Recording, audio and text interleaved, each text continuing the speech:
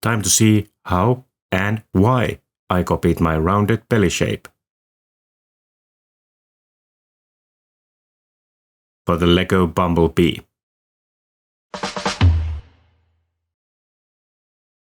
Now, one thing that the Transformers collectors usually don't like in their models is parts forming, meaning that some of the parts need to be taken off during the transformation and attached differently in the other mode. Usually that means that the designer couldn't come up with a way for that part to move to the different location. Now, the Lego Bumblebee has something similar going on.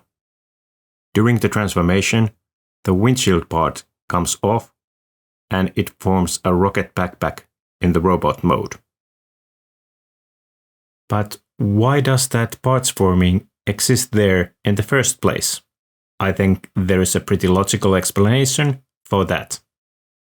Let's compare the Lego version with the Masterpiece Transformers version. Now, the back section of the car is much longer in the Masterpiece version than in the Lego version. The Masterpiece model transforms like this. So the back section of the car kind of folds away and reveals a much smaller back window, and that is more suitable for the robot mode. Now, the Lego version has that smaller window there all along, so there is no need to make that roof section smaller to form the top section of the robot's chest.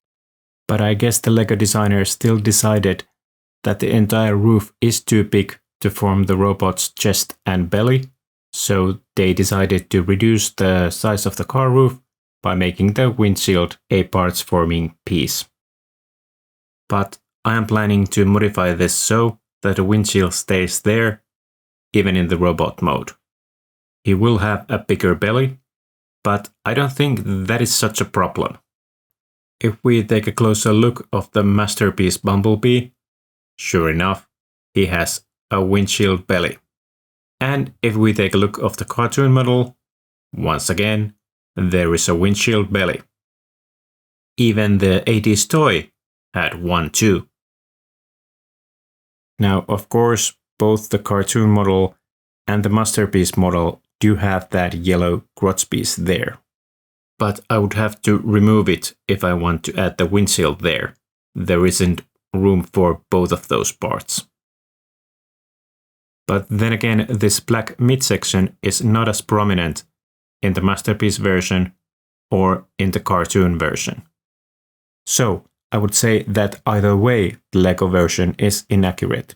I don't think that adding that windshield there adds to the inaccuracy. It just makes it a different kind of inaccuracy. But with the windshield on, I can get rid of the parts forming, and that takes a priority for me. But enough planning, let's make it happen. So here the Bumblebee is, and down here is the problematic parts forming windshield. First, we have to remove the crotch piece to make room for the windshield. It's held in there with 4 studs, and once it is removed, you can remove these remaining parts by pulling out the pins. Like this. Now that the crotch piece is removed, we can put the windshield in there. And this is how the robot mode looks with the windshield on there. It is a bit different, but I don't think it is that off. Sure, the belly is bigger now, but like I mentioned previously, it sort of matches the cartoon model and the Masterpiece model. Now, while I am quite happy to keep my robot like this, it still needs some modifications. That windshield is held there only with a couple of studs, so currently it comes off too easily, especially during transformation. So I have to modify this and make it more secure. So, time to undo this build slightly so we can build it a bit differently. My aim here is just to use the original parts and add nothing extra to it. First, I took the roof tiling off, and then I moved that 2x8 plate 1 stud forwards. That will create a nice lip for the windshield to attach. And if I remove these two 1x4s from the windshield, there is an obvious gap for that lip to go into. And it looks like this. Now that is quite secure. And I can make it even more secure by adding these 1x4s below those gray parts at the bottom of the windshield. That should sandwich everything in quite nicely. And now the yellow 1x4s are there at the bottom to add more support. Now, adding those in there doesn't affect the transformation. It is just empty space there in the car mode. Then I guess it is time to put the roof tiling back on. Now this one stud gap in the plates would be only visible to the sides. I didn't have any suitable plates available, so I used these rounded tiles instead. The next layers of plates and tiles will cover those nicely. Like this. With all those plates on top of there, you're not gonna notice that there is a gap underneath. Then I just redid the tiling, but now I need one 1x2 tile. Luckily, I have one available here in the crotch piece. And this is how it looks completed.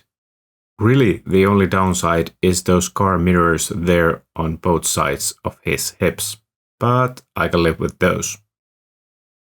I also moved the Autobot logo one stud lower so that it's middle of his now enlarged belly. The car mode didn't change that much. The only real change is that as those rounded tiles are removed from the roof, it looks less like it's made from two different parts. And here you can see the added plates, they just go behind the doors. Next, I should remove every detail behind those windshields. Those are details for the rocket pack, but this is not gonna function as a rocket pack anymore. I actually reworked the area where the crotch piece was previously attached, and I removed the connection points. These really didn't need to be there anymore. Next, I disassembled the crotch piece. I was planning to use this plate as a further support beneath the windshield section. I just added some parts on top of it so it would connect better to all the available studs. And now it's in there. Next, I'm planning to replace this gray hinge piece with some yellow pieces. I think those would look better. Unfortunately, I don't have a 1x4 plate available. I already used all of those, but perhaps I could use these parts instead there. And I think this looks better. Now that I have removed all the extra detail there, it looks a lot cleaner. And a little bit more realistic too. Next, I added some minor detailing there. The windshield pieces are going to cover the rest of the open studs. Then I just put the windshields and the roof pieces back on, and now the build is complete. I think that more empty space behind those windshield pieces is an added bonus. And let's check the robot mode one final time. There is a little bit of gray sandwich there between the yellows, but fixing that would require some extra parts. Also, it would be nice if the mirrors would fold away somehow, but that too would require some extra parts. And that completes the build for my modified Lego Bumblebee. I think that this version is a definite improvement, but then again, I can easily see others preferring the original model instead.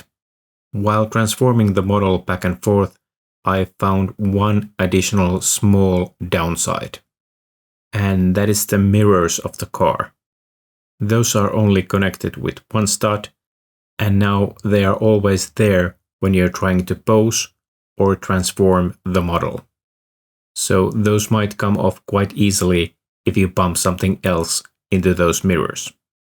For example, when you finalize the transformation into car mode, you have to pay some attention that the mirrors will go on their correct places.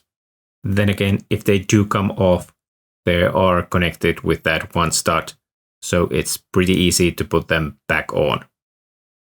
Other than that, I haven't seen any surprising downsides with this modification. Now, if you found this useful, perhaps you should hit that like button or build a version of your own. But I think that this is enough of Lego Transformers for a while. I think it is time that I put my attention back to the Lego town. I have a town hall and a town square that needs completing. I'm gonna continue that in the next video. If you subscribe to the channel, you will get a notification as soon as that video is up. I will upload the next video ASAP, but remember, when a Sloth says that, it means as slowly as possible. Bye bye!